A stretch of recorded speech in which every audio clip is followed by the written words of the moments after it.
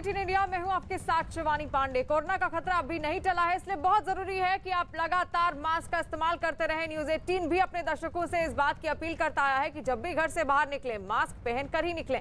इसके लिए न्यूज 18 ने एक मुहिम भी शुरू की है, #मास्क पहनो इंडिया। तो जब तक आप किसी सुरक्षित स्थान पर ना पहुंचे तब तक मास्क का इस्तेमाल जरूर करते रहें। मॉनसून सत्र के दौरान हुए विपक्ष के हंगामे पर सरकार की तरफ से पलटवार किया गया। सरकार के 8 मंत्रियों ने एक प्रेस कॉन्फ्रेंस कर विपक्ष पर बड़ा हमला बोला। प्रेस कॉन्फ्रेंस के दौरान केंद्रीय मंत्रियों ने संसद में विपक्ष के हंगामे को शर्मनाक बताया और राहुल गांधी से माफी की मांग की।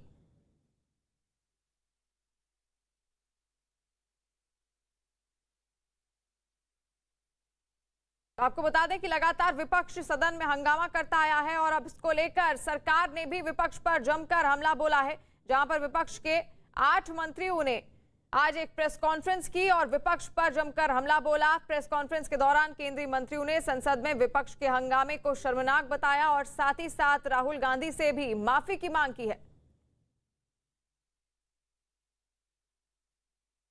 जिन महिला सांसद का आरोप लगाया जा रहा है उनका तो फुटेज सामने आ गया, वो तो बल्कि उसका उल्टा है, वो तो खुद मार्शल के साथ हाथापाई कर रही है और जो महिला मार्शल है उसके साथ बाकी सांसद कैसे किस प्रकार से व्यवहार कर रहे हैं। एक संसदीय आचरण और परंपरा में जो वो कह रहे हैं वो तो वही फुटेज दिख रहा है जिसको वो कह रहे हैं, और कौन सा फुटेज उनको देखना है। तो ये सबसे पहली बात ये है कि एक महिला मार्शल के साथ जो केवल अपनी ड्यूटी करने आई है, जो ड्यूटी के लिए संसद में उपस्थित है, पहली बात तो उसके लिए वेल में क्यों गए और दूसरी बात उसके साथ इस प्रकार का व्यवहार क्यों किया। क्या किसी भी सांसद को ये आचरण शोभा देता है?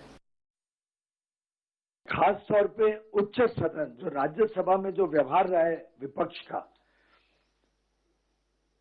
उससे आज पूरे सदन की गरिमा भी टूटी है, गिरी है। चेयरमैन के ऊपर अनाप शनाप बेबुनियाद आरोप लगाकर चेयरमैन की डिग्निटी को भी इन्होंने बहुत हर्ट किया है और एक प्रकार से न्यू लो इन पार्लियामेंट्री डेमोक्रेसी का प्रदर्शन हमने राज्यसभा में प्रमुख विपक्षी दलों के व्यवहार में देखा। इनकी मंशा तो शुरू से स्पष्ट थी, जैसा प्रहलाद जी ने कहा कि किसी तरीके से इस सेशन को वॉश आउट करना है। एक के बाद एक व्यवहार देखिए, मिनिस्टर के हाथ से छीनना कागज और सस्पेंड होने के बाद हमने कहा अपोलोजाइज करिए, तो हम चेयर से रिक्वेस्ट करेंगे कि आपको वापस दे लिया जाए, तो स्पष्ट बोल दिया कि he will not apologise to the chair. 6 MP suspend होने के बाद एक कांच का शीशा पे मोबाइल से तोड़ के चेंबर में अंदर जबरदस्ती घुसने की कोशिश करना और एक महिला मार्शल को चोट लगना, कांच उनके गर्दन पे जाना, एक बहुत ही दुखद घटना जिसपे हमने चेयर से रिक्वेस्ट करी थी कि इस पे एक्शन लिया जाए। राहुल गांधी जी स्टेटमेंट दिया है and he has told that all session murder of democracy. उन्होंने क्या क्या किया, उन पार्टी ने क्या किया, लोकसभा में राज्यसभा में कैसे उनका व्यवहार था, ये सब देश देख रही है। I demand if they have little sense of responsibility and democracy they should apologise to the country. संसद तक सिर्फ अराजकता अराजकता और अराजकता ये विपक्ष का एकमात्र एजेंडा रहा। न जनता का हित, न टैक्स पेयर के पैसे की फिक्र और न ही संवैधानिक मूल्यों की गरिमा की फिक्र थी इनको।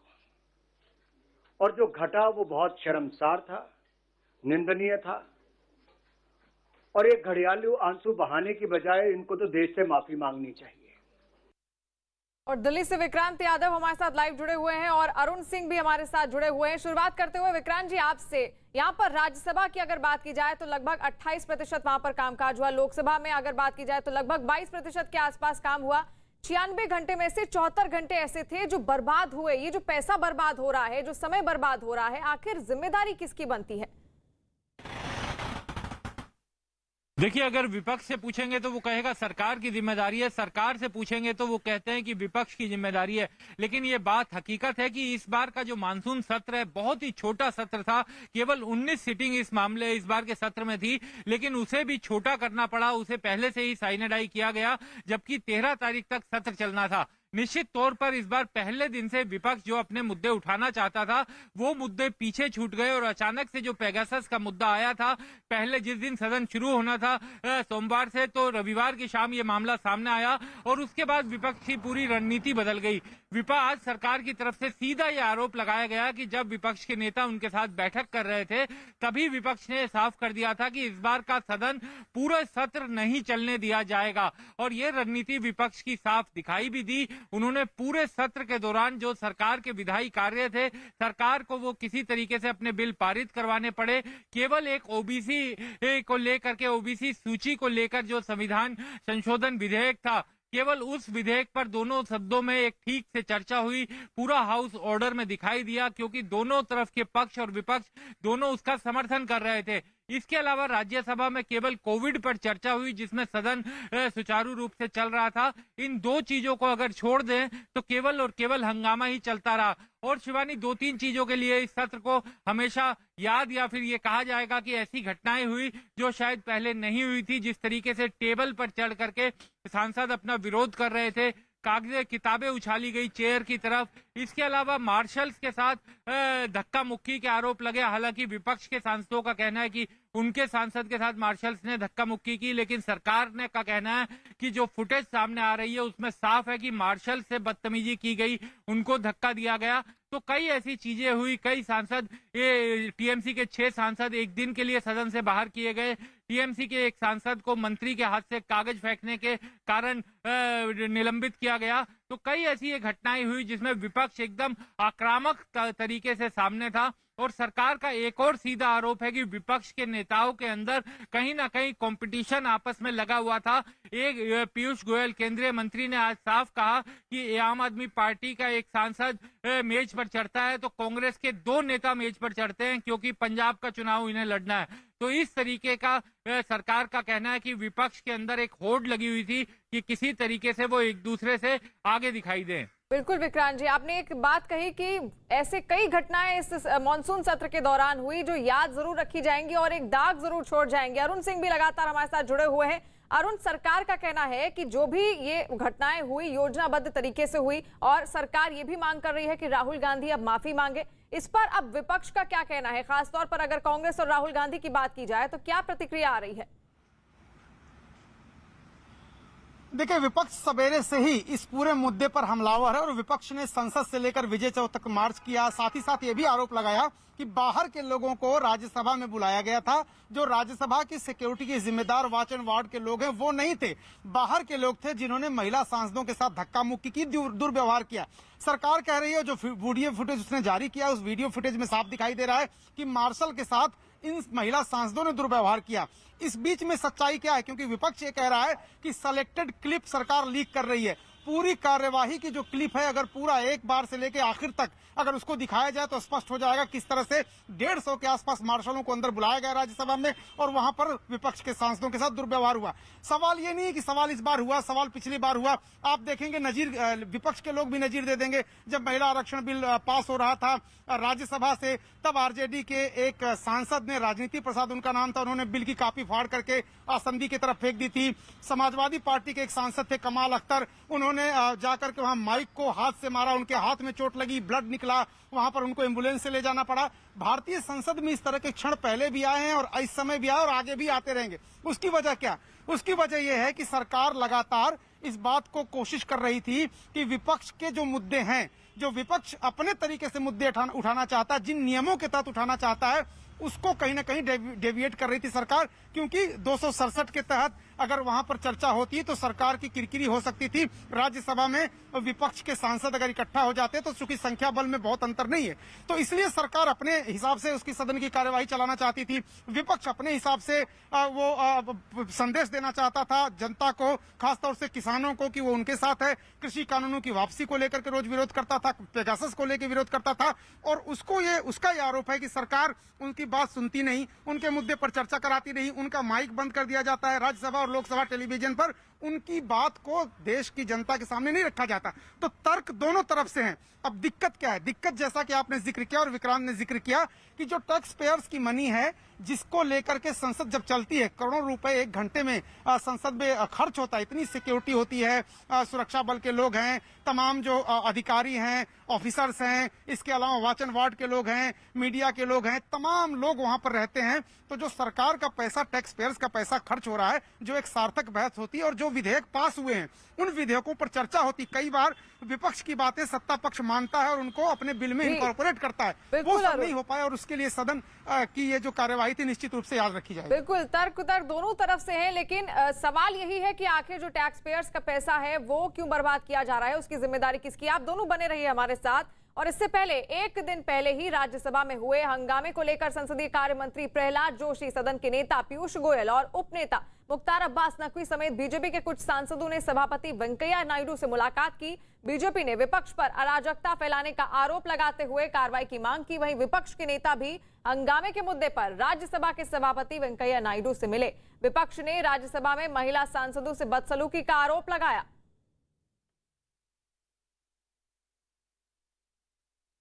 सभी लीडर्स, उपराष्ट्रपति जी को, जो हमारे राज्यसभा के चेयरमैन हैं, उनसे मिले और उनको हमने एक मेमोरेंडम पेश किया और उसमें ये बात सारे पार्टियों की नेताओं ने और हमारे सीनियर लीडर शरद पवार जी ने भी, हम सभी ने मिलके जो सदन में घटनाएं घटी उसके बारे में उनको सविस्तार से बताया, क्योंकि उनको जो मालूमात मिलती है या जो भी इंफॉर्मेशन मिलता है वो एक साइड नहीं होना, तो इस वजह से हमने खुद मेमोरेंडम लेकर सभी लोग पहुंचे। हम धन्यवाद करते हैं उपराष्ट्रपति का कि उन्होंने समय दिया, हमारी बात सुनी। और विक्रांत यादव लगातार हमारे साथ जुड़े हुए हैं। विक्रांत जी, अब जिस तरीके से आपने देखा सदन में कोशिश की गई विपक्ष के द्वारा कि सरकार की छवि किसी तरह खराब की जाए, लेकिन जो तरीका विपक्ष ने अपनाया है, आपको क्या लगता है अब इससे क्या विपक्ष की ही छवि खुद से खराब हो गई है?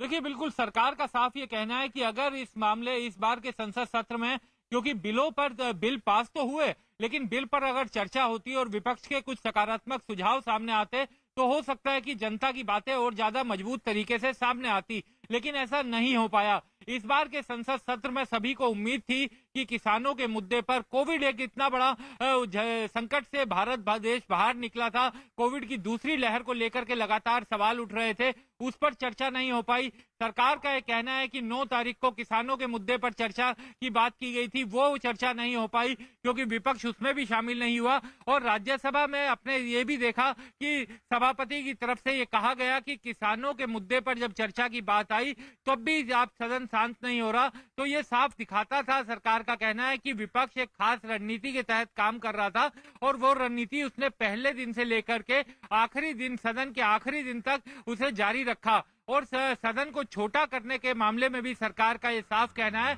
कि विपक्ष से हर तरह से बातचीत करने की कोशिश की, उन्हें हर मुद्दे पर चर्चा की बात भी की गई, लेकिन जब विपक्ष अपनी बात से पीछे नहीं हट रहा था, क्योंकि विपक्ष ये चाहता था कि जिन नियमों में वो चाहते वैसे चर्चा हो, सरकार का ये कहना है कि सरकार का फैसला होता है और उसी के आधार पर बातचीत की जाती है, उसी के आधार पर चर्चा की जाती है।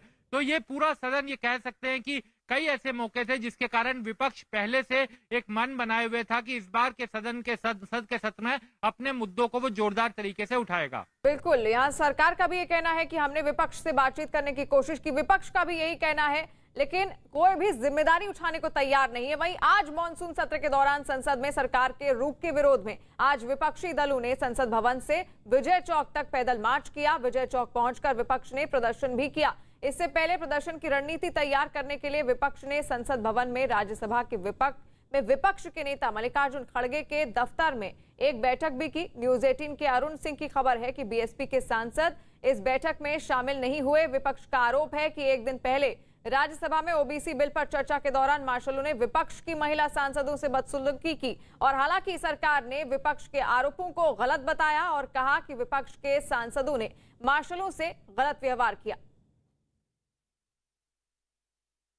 विपक्ष के सांसद विजय चौक तक मार्च करते हुए संसद भवन से निकल पड़े हैं और आप देख सकते हैं कि राहुल गांधी कांग्रेस के पूर्व अध्यक्ष भी यहां पर हैं और विपक्ष के तमाम नेता भी इसमें शामिल हैं। समाजवादी पार्टी के नेता दिख रहे हैं, लेफ्ट के नेता दिख रहे हैं।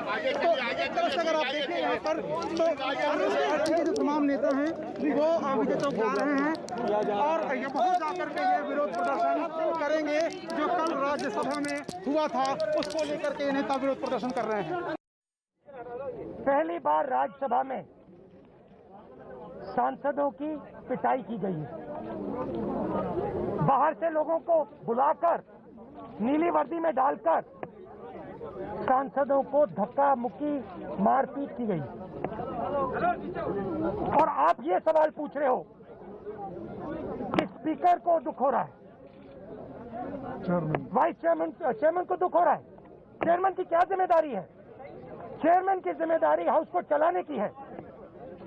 चेयरमैन ने हाउस को पिछले दिनों में क्यों नहीं चलाया? स्पीकर ने क्यों नहीं चलाया?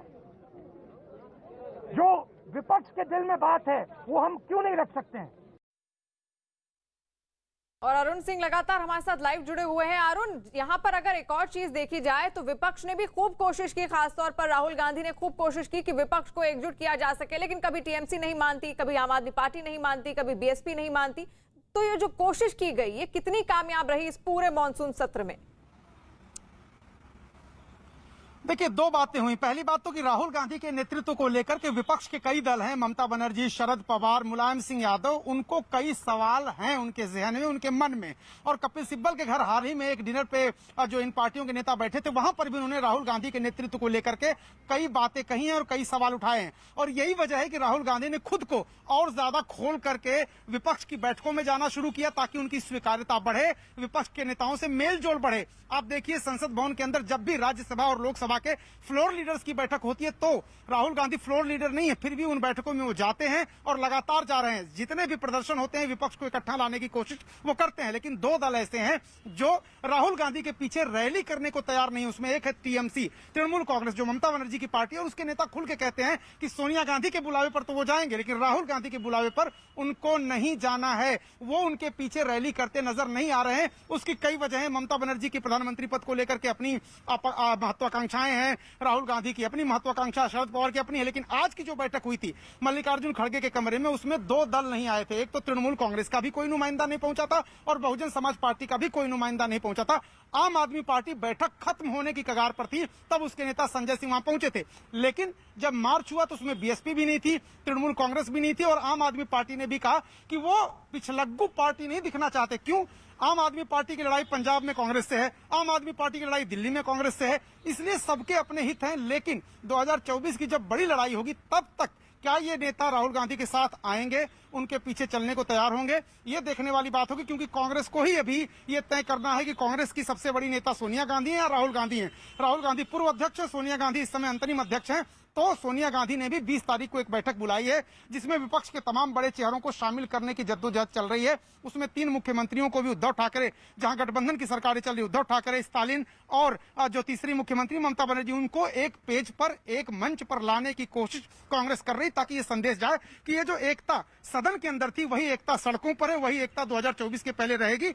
इतना जरूर है कि इसमें कभी आम आदमी पार्टी, कभी तृणमूल कांग्रेस तो कभी बहुजन समाज पार्टी इस एकता को धक्का जरूर पहुंचाती है। उनके अपने इंटरेस्ट है, उनके अपने तर्क हैं और वो अपनी राजनीति करने के लिए स्वतंत्र है। लेकिन कांग्रेस पार्टी कोशिश ये कर रही है कि एक अम्ब्रेला बनाया जाए मोदी सरकार के खिलाफ, जो उनको चुनाव से पहले घेरते हुए नजर। बिल्कुल अरुण, यहाँ कोशिशें तो लगातार जारी है, लेकिन सवाल यह है कि 2024 तक ये एकजुटता जो है इसी दमखम के साथ देखने को मिलती है या फिर नहीं। वहीं विपक्ष के प्रदर्शन में शामिल एनसीपी, शिवसेना और आरजेडी के सांसदों ने राज्यसभा में हुए हंगामे पर एक सुर में सरकार पर हमला बोला। ये जिम्मेदारी सरकार की बनती है कि वे संसद को सुचारू रूप से चलाने के लिए सहयोग करे, और खास करके जो ऑपोजिशन है, ऑपोजिशन का भी एक महत्व लोकशाही में होता है, और ऑपोजिशन की बात ये जनता की बात होती है, जनता की पुकार होती है। इसको पूरी तरह से इस बार इस सेशन में कोई सुनवाई नहीं हुई। ये बहुत ही, ये मैं समझता हूं कि बहुत ही शर्मनाक बात है। इसके लिए जितनी निंदा की जाए कम है। सर के ड्रेस पर बाहर से प्राइवेट लोग आकर हमारे महिला सांसद और हमारे सभी सांसदों के ऊपर हमला करने की कोशिश की।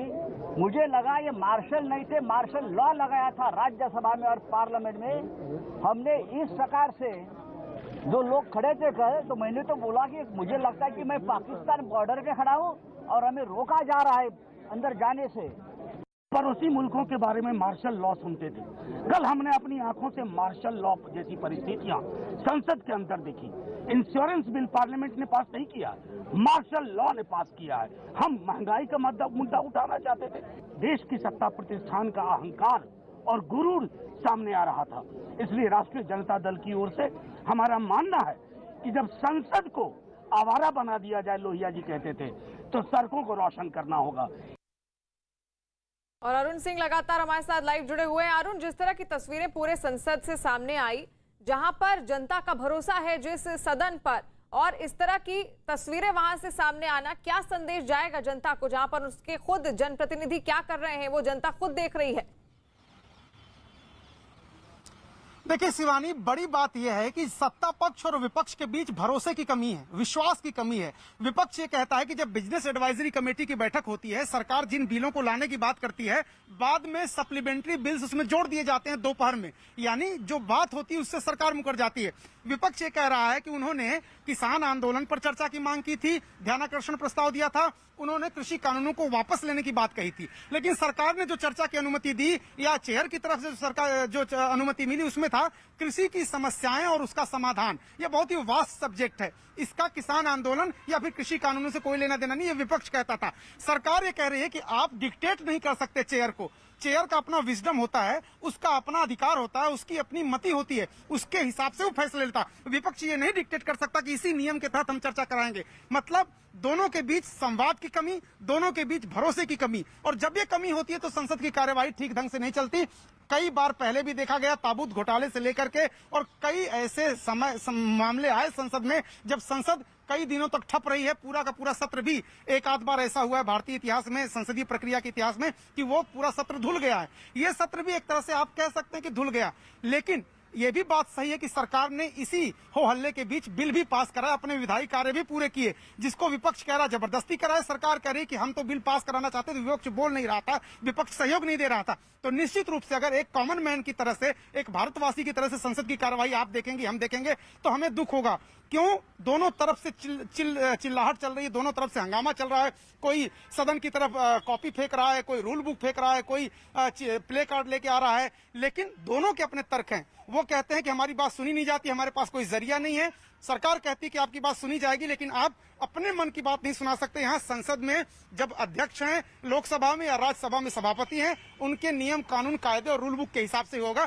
तो कॉमन मैन के नजरिए से अगर आप देखिए तो संसद की कार्यवाही एक तरह से बहुत हंसी का विषय कई बार बन जाती है। गंभीरता की, गरिमा की जो जरूरत है वो नहीं दिखाई देती। ये बात आप एकदम ठीक है, लेकिन विधायी कार्य सरकार ने कराए हैं और विपक्ष भी अपने मुद्दे एक तरह से जनता तक भेजने में, जनता तक पहुंचाने में संसद के अंदर नहीं तो सड़क पर ही सफल हुआ है।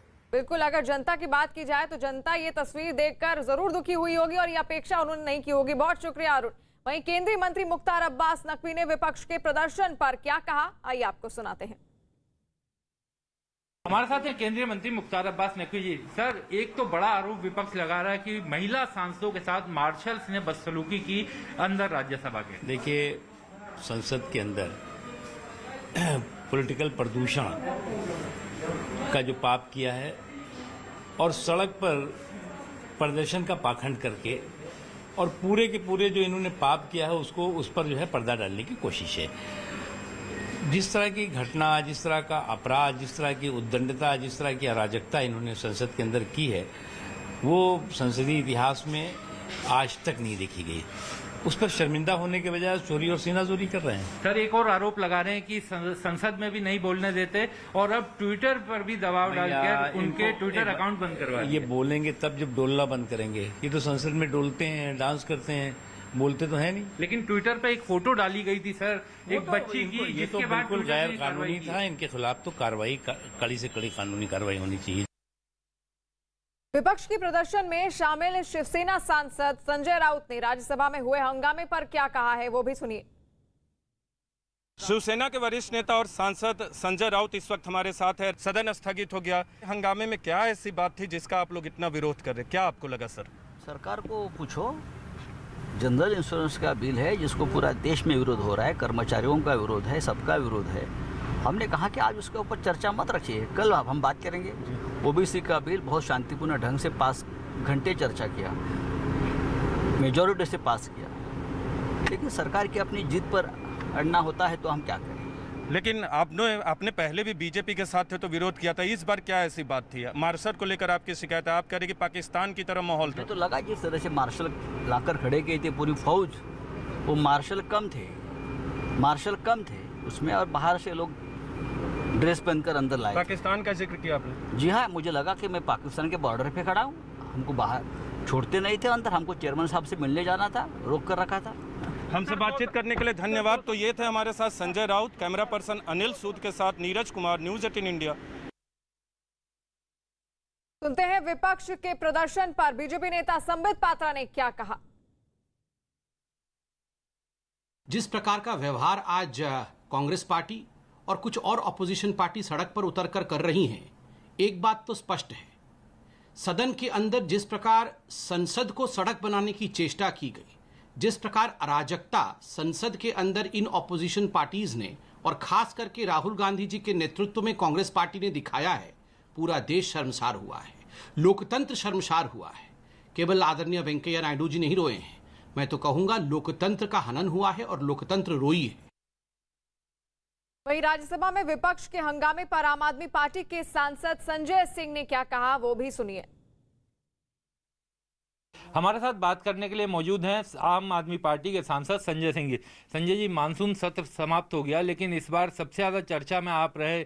सरकार का कहना है कि खूब नियम की धज्जियां उड़ाई गई, सीटी आपने सदन में बजाई, टेबलों पे आपको देख करके खड़े हो गए, कागज लहराए गए, नारेबाजी इस तरीके से की गई कि सदन में सभापति के आंसू निकल आए, वो छलक आए, उनका दुख झलका। देखिए, मुझे तो लग रहा है कि माननीय सभापति जी के आंसू और हम सब के आंसू 500 किसान जिन्होंने आत्महत्या की है उनके लिए निकलने चाहिए। जो 8 महीने से किसान आंदोलन पर बैठा है, जिसने बरसात बर्दाश्त की, ठंड बर्दाश्त की, गर्मी बर्दाश्त की, उसके लिए आंसू निकलना चाहिए। जिनको आतंकवादी कहा जा रहा है, जिनको खालिस्तानी कहा जा रहा है, जिनको पाकिस्तानी कहा जा रहा है, और तो और उन अन्नदाताओं को मवाली कहा जा रहा है। वहीं जम्मू कश्मीर के अनंतनाग से बड़ी खबर आ रही है। न्यूज़ 18 के रफत अब्दुल्ला की रिपोर्ट है कि वहां सुरक्षा बल के जवानों और आतंकियों के बीच मुठभेड़ हो रही है। थोड़ी देर पहले ही कुछ आतंकियों ने बीएसएफ के एक काफिले पर हमला बोल दिया। सुरक्षा बल के काफिले पर आतंकियों की तरफ से ताबड़तोड़ फायरिंग की गई। इस घटना के बाद सुरक्षा बल के जवानों ने हमला करने वाले दहशतगर्दों को घेर लिया और खबर है कि आतंकियों और सुरक्षा बल के जवानों के बीच मुठभेड़ चल रही है। अभी भी लगातार ये मुठभेड़ जारी है।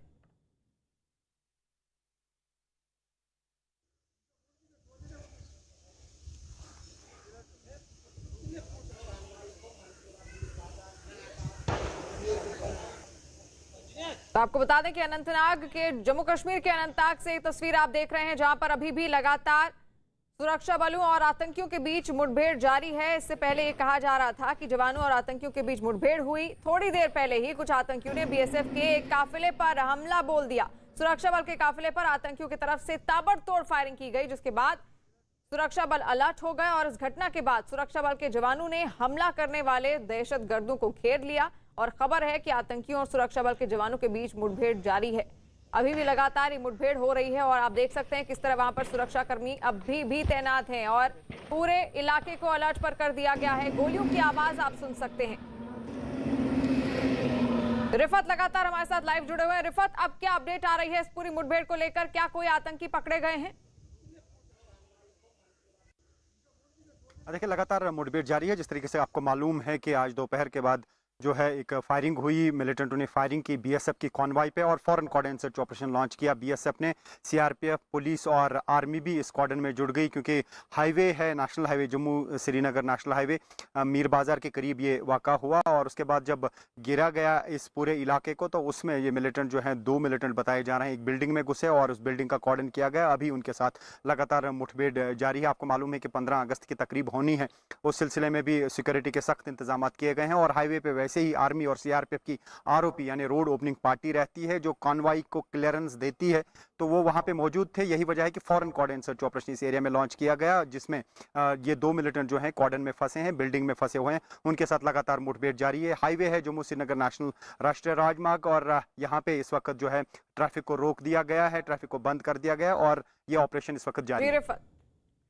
वहीं कोरोना के खिलाफ लड़ाई में रिलायंस फाउंडेशन ने एक और बड़ी पहल की है। रिलायंस फाउंडेशन की ओर से केरल सरकार को कोरोना की 2.5 लाख वैक्सीन फ्री में दी गई है। कोची में एर्नाकुलम के जिला कलेक्टर जफर मलिक को वैक्सीन की ये खेप सौंपी गई है। केरल के स्वास्थ्य विभाग की ओर से ये वैक्सीन बांटी जाएगी।